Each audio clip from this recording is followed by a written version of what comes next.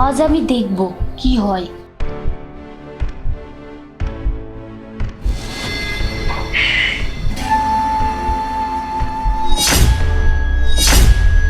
কোথায় যাচ্ছো? তুমি জেগে আছো? হ্যাঁ, আমি জেগে আছি। এসব কি হচ্ছে? আমাকে কি তোমার ভালো লাগে না? মাঝ রাতে উঠে তুমি তোমার ভাইকে এখানে রেখে চলে যাও। কোথায় যাও? মানে তুমি কি বলতে চাও? আমি তো কিছুই বুঝতে পারছি না। বুঝতে পারছো না? রোজ রাতে তুমি তোমার ভাইকে এখানে রেখে চলে যাও আর তুমি বুঝতে পারছো না কি হচ্ছে বলো তো? আরে তুমি যেমন ভাবছো তেমন কিছুই না, তুমি একেবারেই ভুল ভাবছো। আমি যা ভাবছি সেটাই ঠিক, আমি কোনো ভুল ভাবছি না। কোথায় থাকে সেই মেয়েটা? এসব তুমি কি বলছো? আর তোমার কি হয়েছে? তুমি আমাকে সন্দেহ করছো? সন্দেহ? আগে আমার এই সন্দেহ হয়েছিল, এখন আমার সন্দেহটা আত্মবিশ্বাসে পরিণত হয়েছে। তোমার কাছে আমার এমন কোনো আশা ছিল না। আমি লজ্জিত বোধ করছি যে তুমি আমার স্বামী। আর তুহিন, তুমি তোমার ভাইকে এসব করতে সাহায্য করেছো? আরে ভাবি, তুমি এটা কি ধরনের কথা বলছো? তুমি কি পাগল হয়ে গেছো? অপু, আমি তোমাকে সব বলবো, তুমি আমার দিকে তাকাও। এভাবে সন্দেহ করো না, এটা ভুল। আর আমি এমন কোনো কিছুই করিনি যা তোমাকে কষ্ট দেবে। আমার কথা ভুল? তাহলে তুমি এতদিন আমার সাথে কি করেছো? আমার সাথে প্রকাশ্যে প্রতারণা করেছো। আমাকে তুমি আর কি বলবে? আমি তো সবই দেখলাম। না না ভাবি, তুমি আমাদের ভুল বুঝছো। দয়া করে আমাদের কথাটা শোনো। তুমি চুপ করে থাকো তুহিন। আমি তোমার কথা কেন শুনবো? তুমি তো তোমার ভাইয়ের হয়েই কথা বলবে। এই, তুমি আমার কথা শোনো। আমি আর কিছুই শুনতে চাই না। ভাবি, তুমি ভাইয়ার কথা একবার শোনো, সে কি বলতে চায়।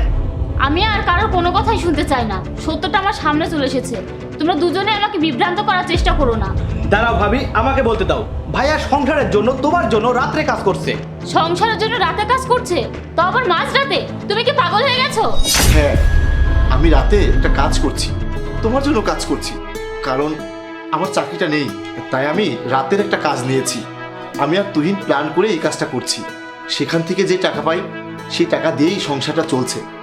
আমি তোমাকে বলিনি কারণ তুমি অসুস্থ, তুমি ওষুধ খাওয়া বন্ধ করে দিয়ে আরও অসুস্থ হয়ে পড়তে।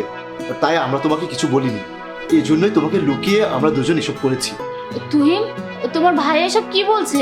হ্যাঁ ভাবি, ভাইয়া ঠিকই বলছে। আমরা চাইনি তুমি কষ্ট পাও, তুমি আরো অসুস্থ হয়ে যাও। তোমার চাকরি নেই, তুমি সেটা আমাকে বলনি কেন? আমার কাছে লুকিয়ে রেখেছিলে কেন? আমি তো তোমার কাছের মানুষ, সব মানিয়ে নিতাম। অপু, তোমার শরীরটা ভালো না, আর আমি চাইনি তুমি এসব জেনে কষ্ট পাও। কিন্তু বিশ্বাস করো, আমার উদ্দেশ্য মোটেও খারাপ ছিল না। আসলে আমি তোমাকে দুঃখ দিতে চাইনি। আমি বুঝতে পারিনি যে তুমি এসব জেনে যাবে।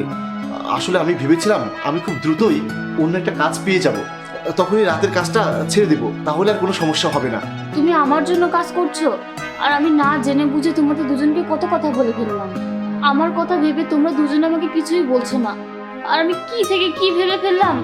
তোমরা দুজনে আমাকে ক্ষমা করে দিও। আরে তুমি কেন ক্ষমা চাচ্ছ? তোমার তো এখানে কোনো দোষ নেই। তোমার জায়গায় যদি অন্য কোনো স্ত্রী থাকতো, তারও একই সন্দেহ হতো যে আমার স্বামী মনে হয় অন্য কোথাও যাচ্ছে।